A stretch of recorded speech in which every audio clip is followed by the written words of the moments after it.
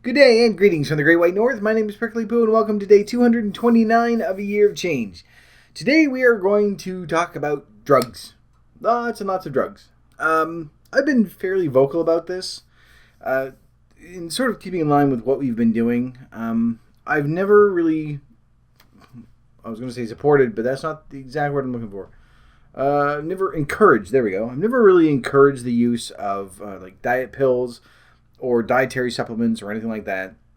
And I don't just mean the ones that are obvious, snake oil horseshit. I mean the stuff that is, even the stuff that is proven to, work and be scientifically sound. I've just never really been a proponent of it because I think that if you're doing that, then you aren't losing weight in a healthy way. That you need something, you're not getting nutrients somewhere or, something along those lines. That it's just, there are better ways of doing it, in my opinion. But it's not to say that they don't work. I mean, obviously they do. We've got, so many people that are on it now, which we'll get into numbers in a second. But a few weeks ago, there was a story that sort of, I don't know if it was everywhere, but it came across my radar where they were saying, oh, well, dietary supplements need to be outlawed because there's so many people going to the ER. And the number, here's where we're going into the numbers. There was a figure saying that there were about 23,000 ER visits just due to dietary supplements, whether it's from people taking too many or because of complications that they're running into from taking them, things like that.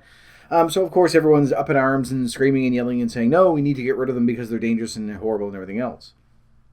Now, in general, I tend to agree with that. I don't think that we need them. If you're doing things right, if you're eating properly, you're going to get everything that you need.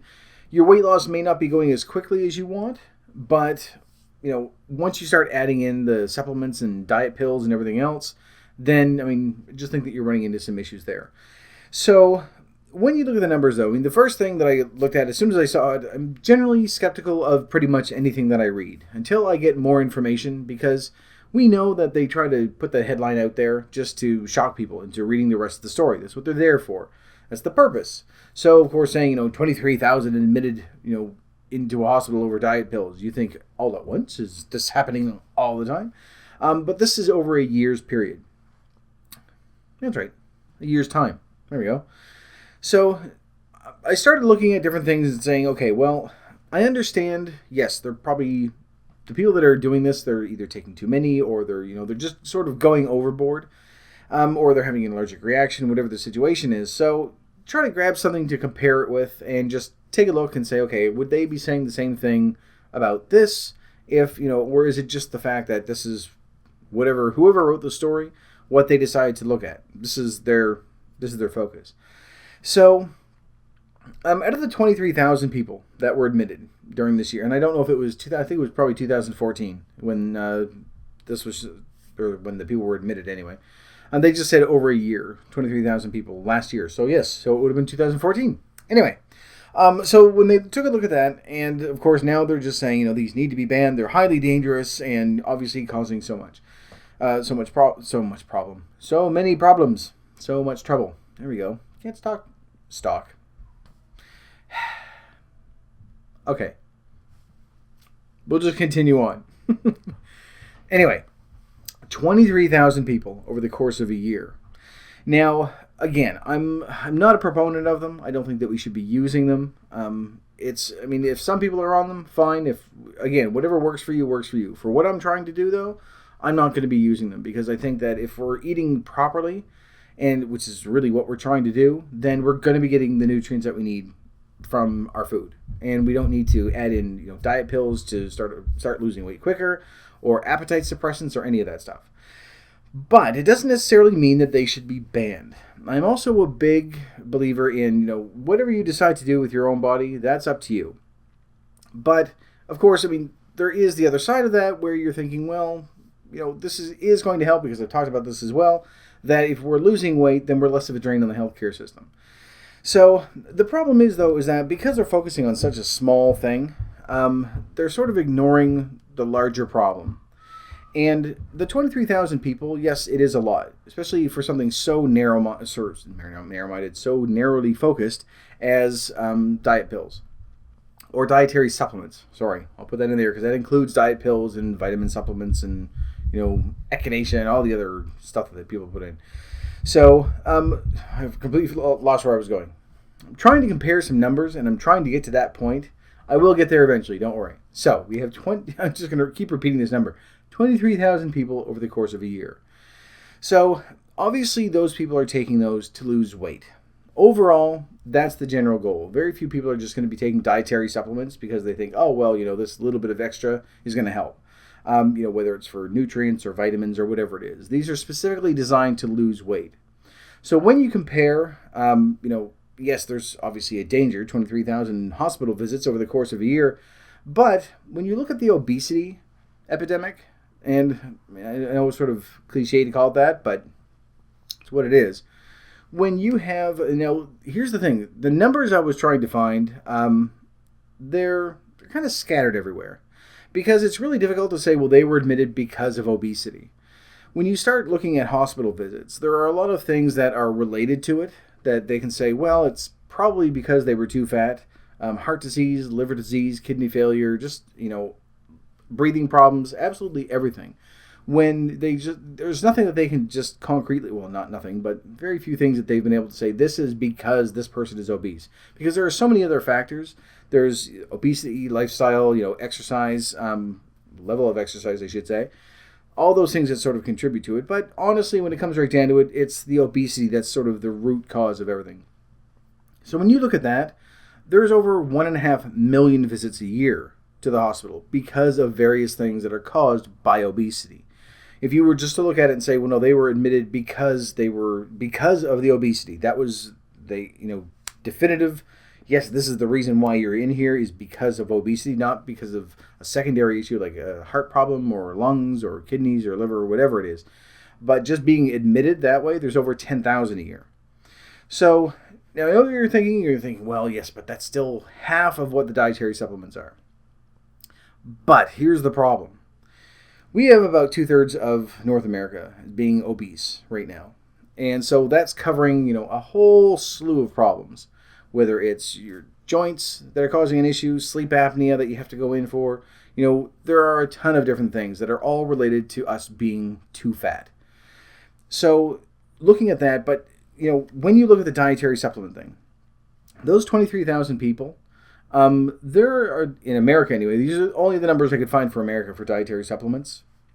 They estimate that about 50% of the population of the entire country is actually on dietary supplements of some kind, which means that there's over 150 million people that are taking either diet pills or vitamin supplements or some homeopathic horseshit.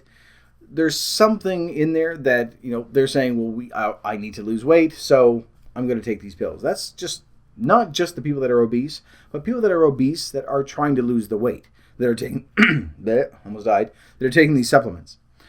So now, we have a bunch of numbers in here now. So we've got about 150 million people that are on, I think I'm going to double check my numbers to make sure.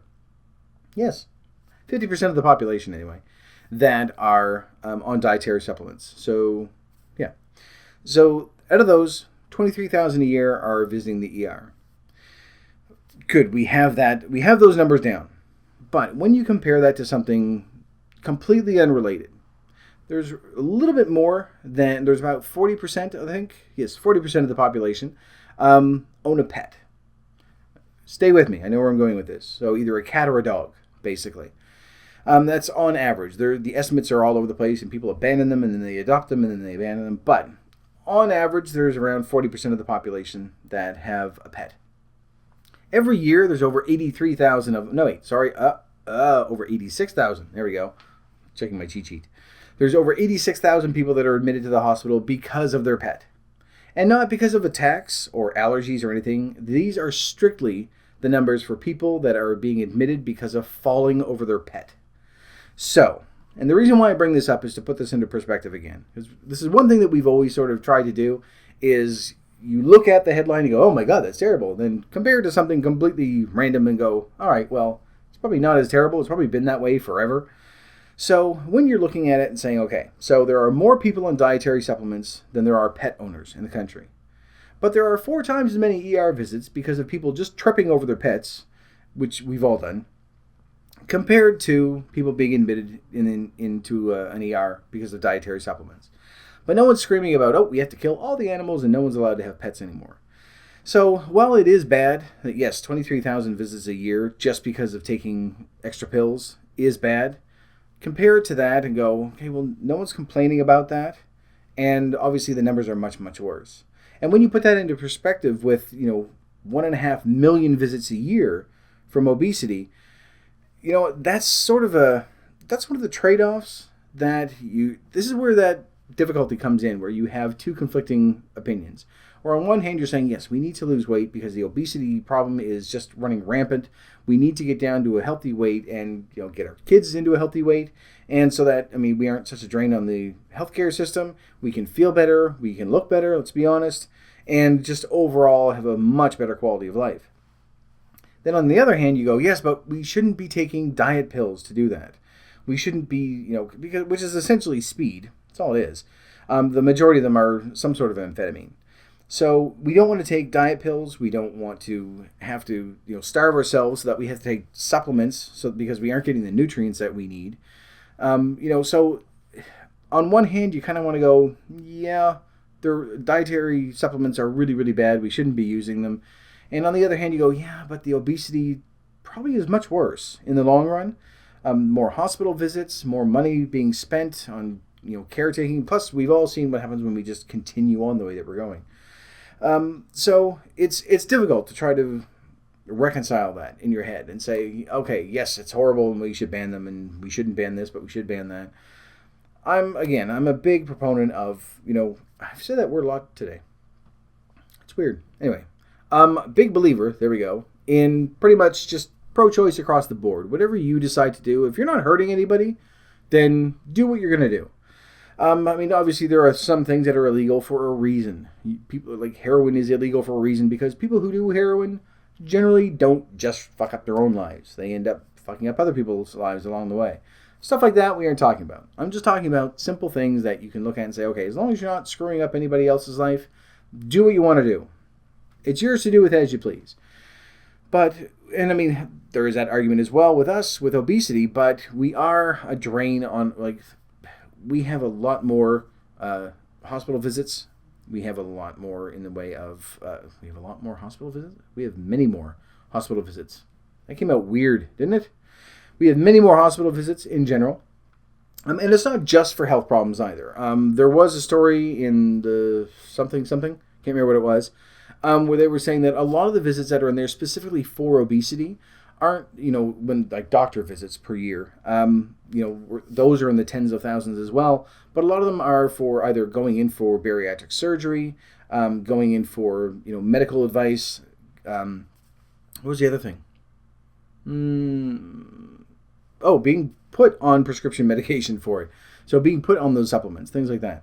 So, there are a lot of numbers to sort of go through, but overall, I would say that getting the weight down to a healthy weight is much, much better than obviously being obese. We know that.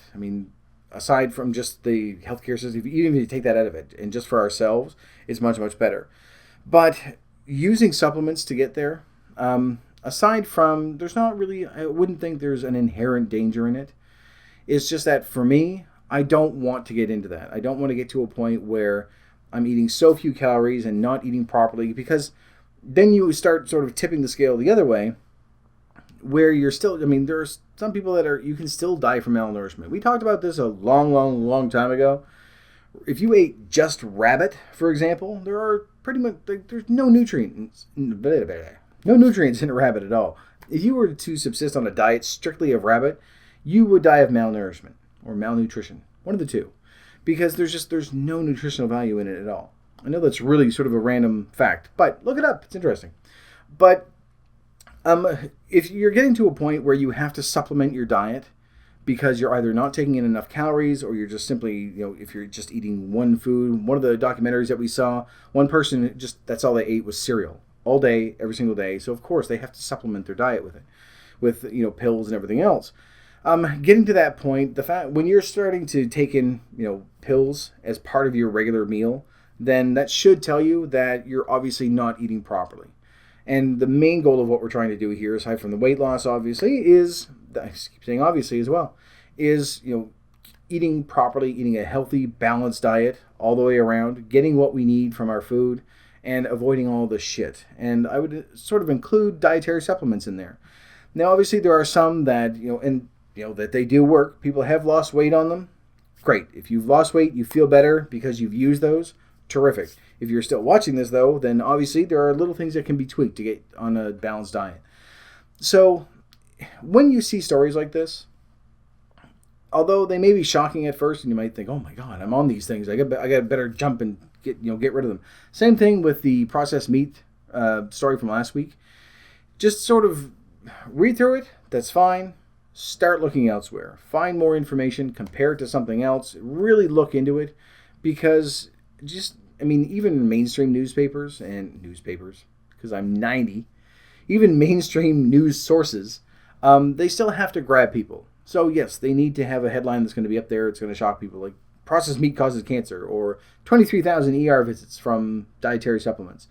Because there's no context to it, that's what sort of ropes you in. And then, of course, they throw in little, scare tactics all the way through. And I'm not pointing out any specific news source. They're all like this. Because they need to keep people coming back. They need to have you, it feels like, sometimes, it feels like they need to have you scared. But that's going a little sort of conspiracy theory-ish. So I'm not going to say that. But it might be true. But you never know. But it isn't. But it might be. Probably not. But yes. Anyway. There's stories all over the place that are like this. This isn't the first one like this that I've seen. I didn't want to say like this twice. But again, and I say this almost every single time. When you're seeing information like that, go and do research. And if you're currently on dietary supplements, and if it's working for you, that's really the main thing that we're looking at. Whatever you're going to find, maybe you've tried 10 or 20 different diets and none of them have worked. But whatever you're on now, if it's working, as long as you're not going overboard and starving yourself and saying, well, I'm having 500 calories a day, because it's not healthy and you're doing more damage, rather than getting to a good spot where we're eating healthy, we're getting all the nutrients that we need, we're balancing things out properly. If you're just sort of shedding the pounds as quickly as possible, and if the diet pills are sort of aiding in that, then yeah, probably not the best method of doing it. But again, it's part of that understanding that comes from, I know how bad it is when you get so desperate that you're willing to try anything. Like, we have people that are going in, like thousands of people a year going for surgery, because it's just, you get to a point where you can't face it anymore. You think, I can't do this on my own. I need something to sort of help push through. And if it's diet pills or surgery or just regular eating, whatever it is that you find that's working for you, stick with it. But just keep in mind that you need to do it in a healthy way, so that by the time you get down to the weight that you want to be, you're still healthy. You're not saying, okay, I'm at the weight I want to be, but now I've completely destroyed my liver and I can't walk, I'm anemic, and now I need to fix that problem. So sort of a nice balance all the way through, and you may not lose the weight as quickly as you want, but it will come off in time. I'm still going very, very slowly. Originally, I was hoping to get this done in a year, and I think it's going to be more like 2. But I'm able to maintain it, and that's the main thing. And I feel like I'm doing it in a healthier way than grabbing diet pills or going to work out 6 hours a day at the gym. But I don't know if that's really dangerous, but I would be exhausted, and I don't have the time. Anyway, so I'm going to leave this video here, but I was going to put up some links below. It's just like different hospital visits and stuff like that, but really, the story is everywhere. I will put a link for the story in the description below, just so you can take a quick look at it and go, oh, okay, I see what he means. But, the numbers, I don't have a story for the animals, but you can go in and compare it to different things and just try to figure out, okay, how many people were admitted for toaster accidents, or, licking a plug, or tripping on their shoelaces. All these little things that, when you compare the numbers, are pretty much in line. I don't know what the number is for toaster accidents. I really don't. Sorry. Anyway, that's one thing I did try to find is, all the stats for ER visits, just to sort of compare them and find something that was around the 23,000 mark per year. But it's really difficult to find. For me, anyway. You might be able to find it. But I will put a link in the description below. But for right now, I'm going to leave this video here. So thank you very much for watching. If you liked it, please poke the like button for me. And in the meantime, keep yourself warm and fuzzy, and I will see you in the next video. Bye-bye.